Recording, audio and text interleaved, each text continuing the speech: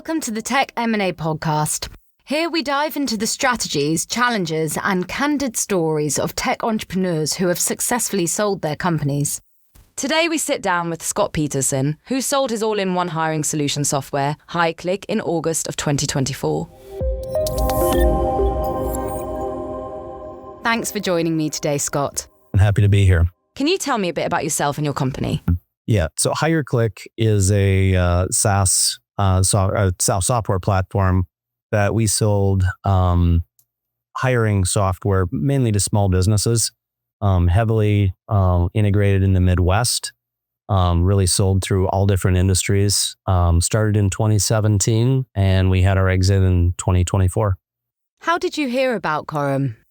Learned about Corum through all of the just the reach out online. We started getting involved in some educational type opportunities, seminars, webinars, things like that. And at that time, we were starting to get a decent amount of interest, inbound interest.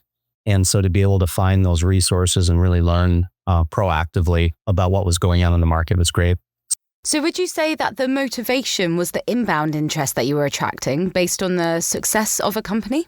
For sure. The inbound interest, we did field some, fairly serious calls, we thought. And I learned really quickly what I didn't know about the process. So the more that those calls came in, it really told us that if we're going to get serious about this, we need to go find a professional. What does life look like after selling the business? Life is honestly really good. It's got its ups and downs. We were at it for many, many years. In total, like 17 years. We had a lot of pivots along the way. And the biggest thing right now, after selling the business, we're both involved in the company that acquired us on a full-time basis. Yeah. But really being able to kind of see it from a higher, to see it from a wider perspective. That being able to step out as the business owner and really focus on the things that could really improve the business on a personal level. There was a lot of sleepless nights as an entrepreneur. Obviously from a financial perspective, it feels really good. It feels like a real sense of accomplishment, and it puts us in a spot to, tackle what's ever next.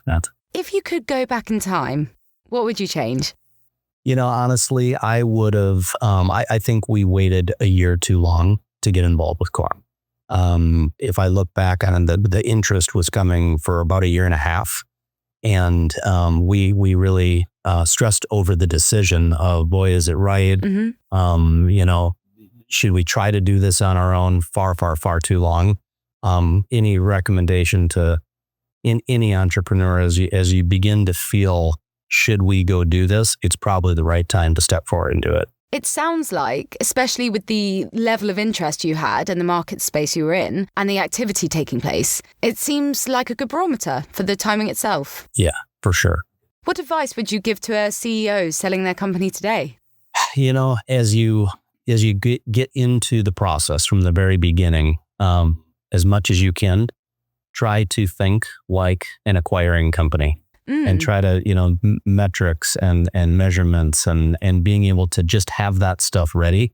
With the more prepared you are going into the process, the much, much faster you're going to get through to the end game there. It sounds like having that mindset from the beginning demonstrates your knowledge of your business, a handle on the business, and it conveys a level of confidence in the acquirer themselves. For sure.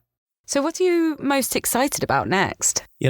On a personal level, our children will be out of the house next year. It's going to open up a lot of doors for my wife and I.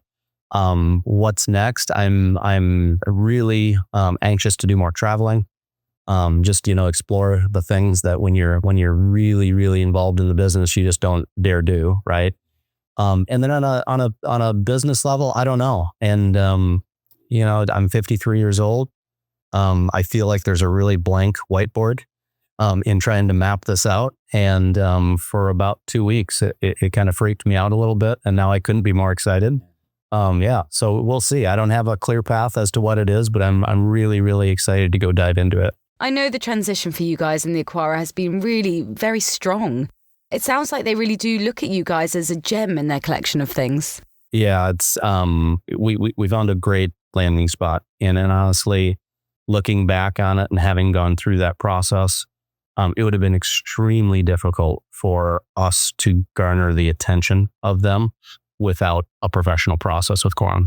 Thank you, Scott. Thank you for tuning in to the Tech M&A Podcast. If you enjoyed the show, please share it with your friends, colleagues, and fellow entrepreneurs.